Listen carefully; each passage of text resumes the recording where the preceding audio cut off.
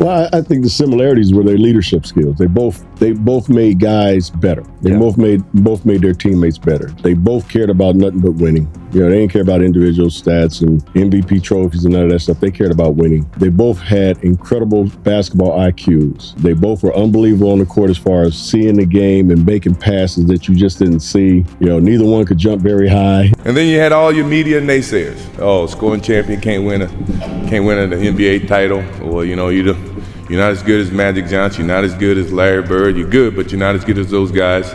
You know, I had to listen to all this, and that put so much wood on that fire that it kept me each and every day trying to get better as a basketball player. I'll go first. Get back there and be quiet. Hold this for me. I'm busy. Lifetime Achievement Award. That means you've been around a long time. In Magic's case, probably a little too long. Before Michael Jordan became the face of basketball and before LeBron James eventually carried the GOAT conversation into a new generation, the NBA was shaped by two unforgettable superstars, Magic Johnson and Larry Bird. Their rivalry became the heartbeat of the league throughout the 1980s, turning Celtics-Lakers battles into must-see basketball and helping transform the NBA into a global spectacle. Magic represented Showtime, creativity, speed, and dazzling playmaking, while Bird brought toughness, precision, intelligence, and relentless competitiveness. They couldn't have looked more different on the court, yet both produced the same result, winning. Their rivalry wasn't simply about two players competing for championships. It represented two legendary franchises, two passionate fan bases, and two completely different basketball philosophies fighting for supremacy. They faced each other on the biggest stage, traded championships and MVP honors, and repeatedly delivered when the pressure was at its highest. But what makes their story even more fascinating is how the greatest players from different generations continue to view them. Hall of Famers who played against them, teammates who shared the locker room, defenders who tried to contain them, and modern stars who grew up studying their games all have their own perspective on which legend was truly greater. So rather than relying only on statistics or modern debates, we're going back to the players who actually witnessed that era and asking them to settle the question. Who had the greater impact? Who was more difficult to defend? And who would you choose at their absolute peak? Long before the Magic-Bird rivalry reached its full power, another legendary guard was already pushing the boundaries of creativity in basketball. Pete Maravich, better known as Pistol Pete, was one of the most imaginative players of his generation, and he had a special appreciation for players who could dominate through skill and intelligence rather than relying solely on athletic ability. That was exactly what Maravich recognized in Larry Bird. Well, gee whiz, Larry Bird, I think is the best. Larry's not really the best rebounder in the NBA. He's not the best passer, I don't think. He's not the best dribbler. He's not the best shooter. He's not the best scorer. He's just the very best. For Pete Maravich, Larry Bird's greatness wasn't about leading every statistical category. It was about how effortlessly he combined intelligence, skill, vision, and competitiveness. Bird didn't need elite speed or explosive athleticism to control a game. He could read defenses, create for teammates, manipulate defenders, and make winning plays through pure basketball IQ. That's what made him special to a basketball purist like Maravich. Chris Webber developed a similar appreciation during his own NBA career. After playing alongside and against countless stars, Webber learned to value players who could see the game before everyone else.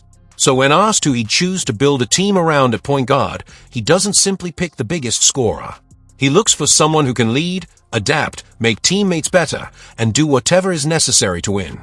For me, it's the fact of what you guys just brought up. Who wants to play with other people on the team?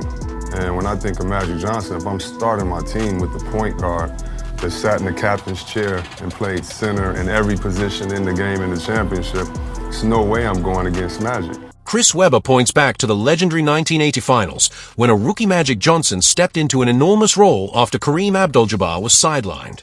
Magic responded with 42 points, 15 rebounds, and a performance that showed he could impact the game in virtually every way imaginable.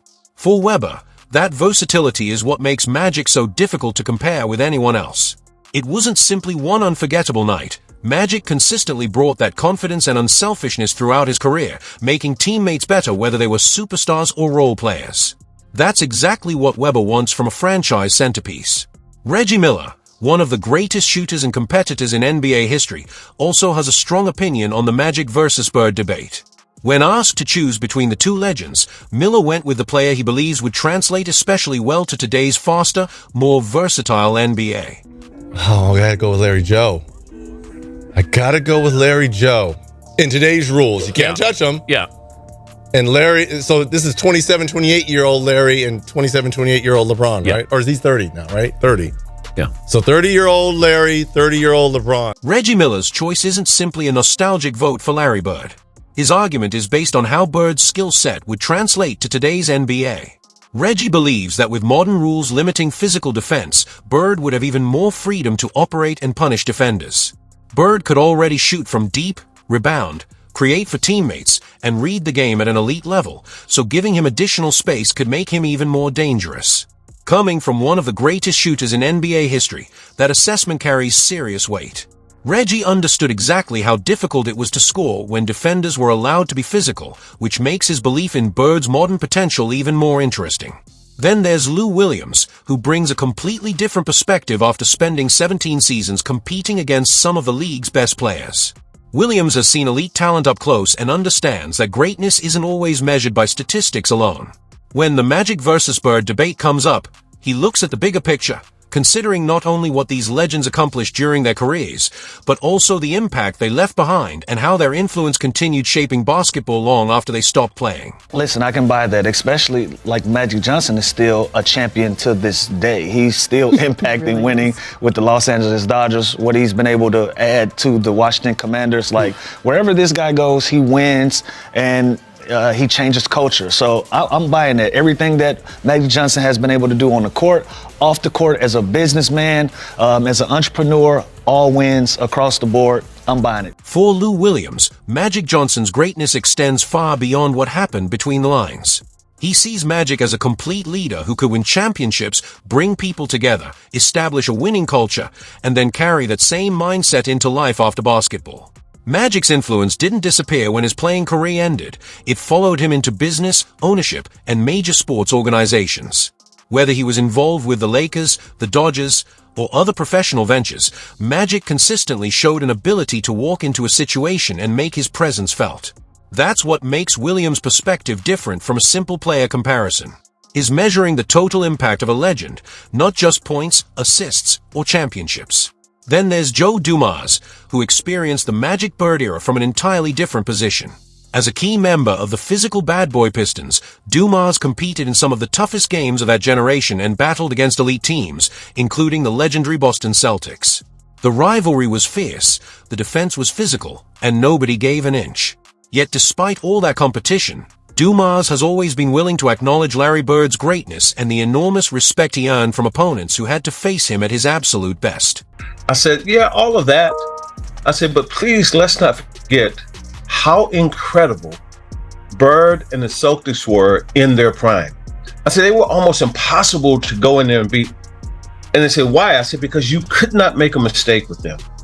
If you turn your head or you don't rotate right on time or whatever it was, those guys made you play, and it was him. Like, he was a savant on the court. Like, just a savant, like 2 plays ahead on everything. For Joe Dumars, Larry Bird's greatest weapon was never his athleticism. Bird wasn't the fastest player on the court or the most explosive, but his basketball mind allowed him to stay ahead of defenders before they even realized what was happening. You couldn't lose focus against him for even a moment because one missed rotation or small defensive mistake could immediately turn into a scoring opportunity. Coming from Dumars, a player who built his reputation on elite defense, that level of praise says a lot.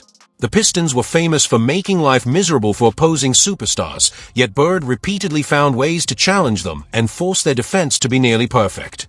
He wasn't simply difficult to guard, he made defenders feel like every mistake would be punished. John Salley also experienced the Magic versus Bird era firsthand as a member of the Detroit Pistons. His team had to battle both legends while trying to reach the top of the NBA, meaning Salley saw their games, studied their strengths, and understood the challenge they presented better than most.